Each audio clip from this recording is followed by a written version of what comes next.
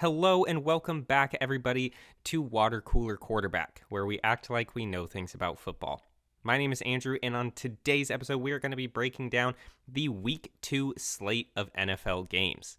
This is arguably the most fun week of picking games because, see, in Week 1, nobody really knows anything. We've only got the offseason hype and what we think these teams are going to be. But here in Week 2, we've got all kinds of overreactions to use. At this very moment, it seems like half the teams are capable of going to the Super Bowl and the other half, well, the sky is falling. So let's go ahead and use those overreactions to make some fun picks. So here we go, Week 2 picks filled with a whole lot of rational reactions to everything we saw in Week 1. First up, we have got the Green Bay Packers on the road again, heading down to Atlanta, Georgia to take on the Falcons. Now, last week, the Packers' defense looked great, holding the Chicago Bears of all teams to just 122 yards on the ground. No rusher had more than 60 yards, and the defensive line was all over Justin Fields all game. They've got their work cut out for them now with Bijan Robinson and the Falcons, but I think they're up to the task. Atlanta's passing game left a lot to be desired last week, and going up against a secondary like Green Bay's, well, I'm worried that's going to continue for them. I'd like to see the Falcons get Drake London a little more involved, as he was not involved at all in the offense last week. Hopefully that can improve their passing game. But ultimately, I do have the Packers taking this one and starting the year off at maybe a surprising 2-0. Then we've got the Raiders heading up to Buffalo to take on the Bills. And let's just be clear here. If the Bills lose this game and go 0-2 to the Raiders, they may be in some trouble. I won't sugarcoat it. Josh Allen did not look good this past Monday. Hopefully some of his poor decisions were just Week 1 rust and he's working through that, but it seems like he's kind of going into his infamous hero ball shenanigans that have gotten him in trouble in the past.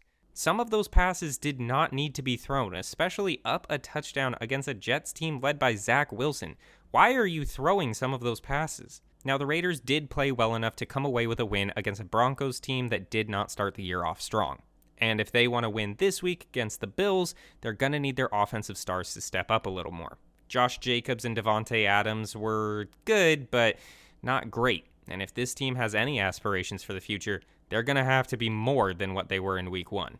I've got the Bills winning this one to get back on track, and hopefully Josh Allen can show us why he landed the cover of Madden. Now we've got an AFC North matchup between two teams that, again, did not look great in Week 1. Of course, the Bengals want to put Week 1 behind them and, maybe score a touchdown this week.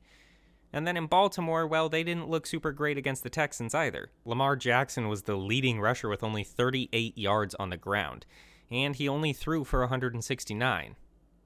I mean, that's double what Joe Burrow had, but still not great. The Ravens also, yet again, find themselves without J.K. Dobbins for the remainder of the season, so they're going to need another running back to step up. Zay Flowers looked really good in the passing game and should give this offense some much-needed oomph. Now, the Bengals' performance last week had to be a fluke. There's no way they come out looking like that again. Joe Burrow will be better, Joe Mixon should be able to run the ball better, and that trio of wide receivers that everybody loves so much should be better than they were last week. So as both teams shake off the Week 1 jitters, I think this will be a pretty evenly matched game. And when it comes to actually picking the winner, I've got this weird internal conflict.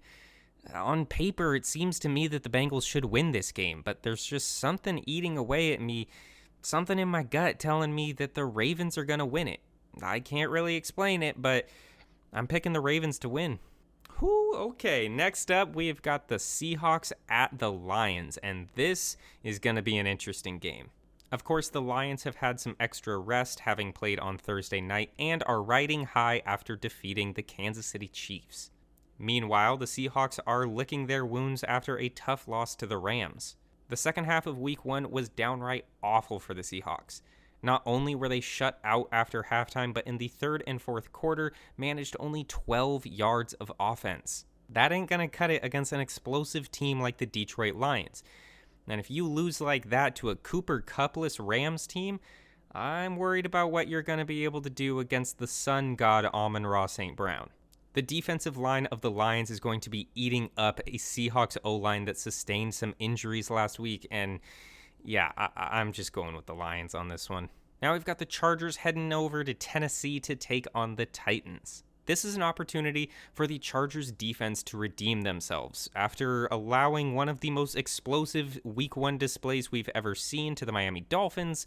I think that facing the Titans can get them back on track. Ryan Tannehill and company did not look good last week against the Saints. And while I worry that Derrick Henry could give the Bolts some trouble, I do have the Chargers taking this one. LA's offense looked fantastic, especially in the run game. And I'm excited to see if they're able to keep that up against a Tennessee defensive front that is always good at stopping the run. So for a lot of reasons, this will be a good test game for the Chargers. And Brandon Staley, if you lose this game, man, that seat's going to get real hot. You better get that defense in line. Then there's the Bears at the Buccaneers. And, I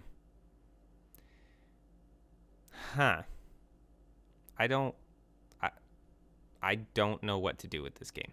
The Bucs last week were opportunistic, taking advantage of Minnesota's mistakes and escaping with a W.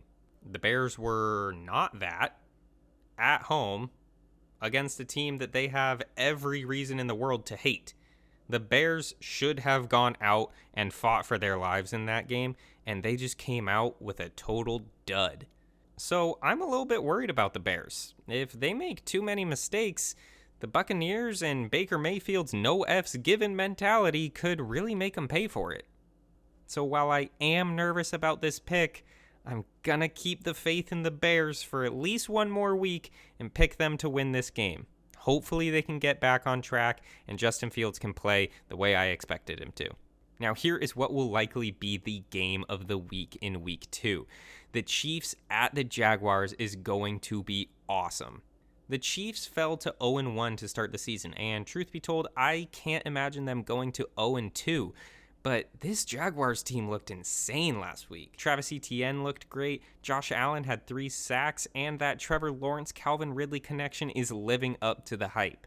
The Chiefs do get Chris Jones back as they worked out a deal with him and add him to the defensive line, but ultimately I don't think that was the issue against the Lions last week. The issue was that their wide receivers seemingly had bricks for hands. Kansas City desperately needs Travis Kelce to come back. But even with him back, I don't know how successful the offense can be if the wide receivers just drop balls and can't make plays. You'll remember I had the Chiefs winning last week, but the Lions came out and beat them. So I don't know, maybe big cats are just Patrick Mahomes' kryptonite, because I've got the Jaguars taking the W here. I know it's hard to imagine Mahomes going 0-2 to start the season, but oh man, that might be what happens. Then you've got the Colts visiting the Texans. And look, I am an NFL fan. I get excited for every game equally. They're all great. But this game has just got meh written all over it. Neither team looked great in week 1, but we did see some great flashes out of Anthony Richardson, and late in the game was hanging in there with the Jags. So I will go ahead and pick the Colts here, but honestly, who knows? A game with 2 rookie quarterbacks going against each other is, well, it's going to be interesting. Then we've got the afternoon slate, kicking off with the 49ers at the LA Rams. 2 teams, both 1-0 in the NFC West.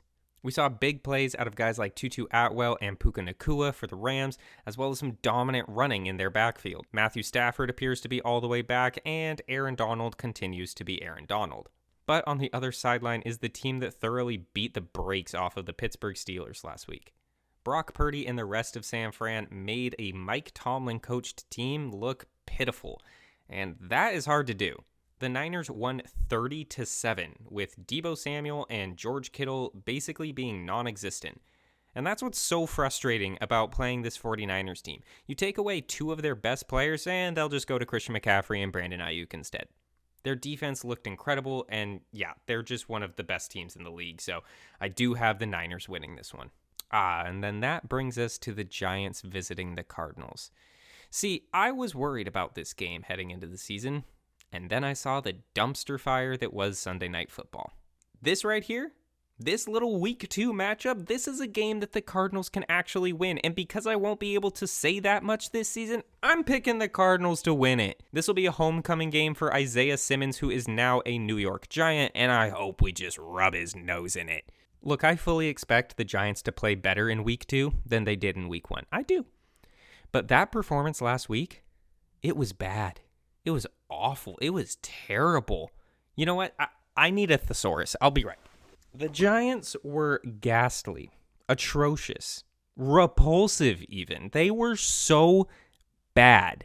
Meanwhile, the Cardinals hung in there with the Commanders. I think the Cards can take this game. So book us for 1-1. Let's go. Now, week 2 has also got what should have been an unbelievable matchup. The New York Jets flying on down to Dallas, Texas to take on the Cowboys. When the schedule makers drew this one up, I'm sure they had Rodgers versus McCarthy in mind. Instead, we're getting Zach Wilson. And man, what a just absolute gut punch for the New York Jets.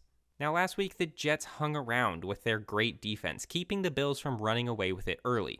Their defense is largely responsible for them winning that game, and I expect them to do the same to Dak Prescott and the Cowboys. But on the offensive side of the ball for the Jets, I just don't see Zach Wilson being able to stand up against that Dallas defense with Micah Parsons bearing down on him. So I do have the Cowboys winning this game.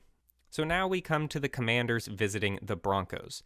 Last week, the Commanders barely beat the Cardinals, and the Broncos lost to the Raiders. So this game is less of a who's going to win it and more of a who's going to suck less. I'm still high on both of these teams. I think that they can perform better than they did in week 1, but ultimately I do think that Denver's defense is going to keep the score low enough that even 16 points might get the Broncos the win.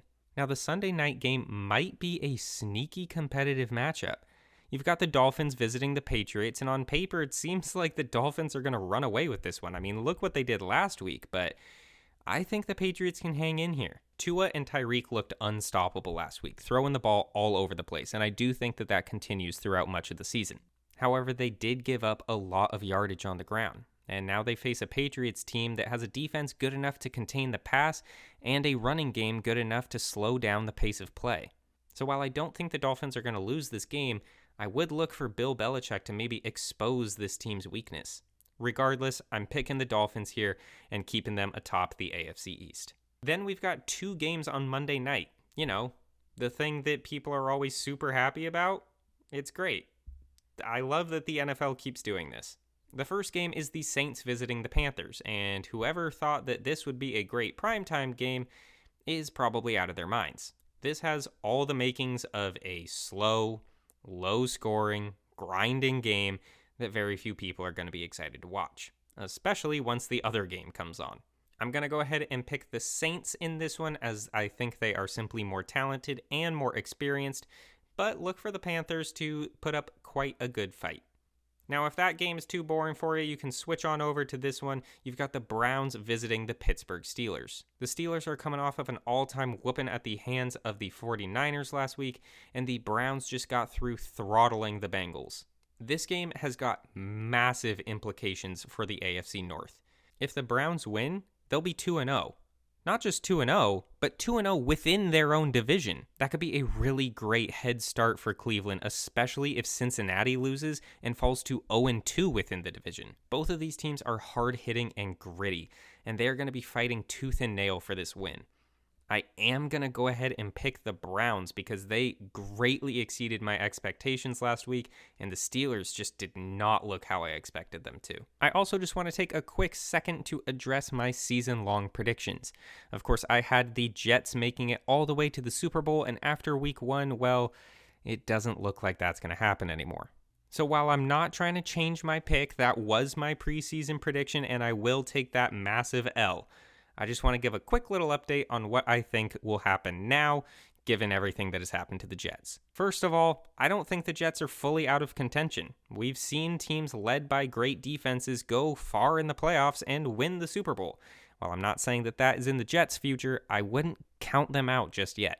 But given everything that has happened, I would not be surprised if the Miami Dolphins make a deep playoff run. So my new, unofficial, I was already wrong in week 1 prediction for the season is the Miami Dolphins getting all the way to the Super Bowl. Well, that wraps up all of the games for week 2. If you think I am absolutely crazy, go ahead and let me know down in the comments. Be sure to like this video and subscribe to keep up with these weekly predictions. Until next time, my name is Andrew, this is Water Cooler Quarterback, and I will see you next time. Bye-bye.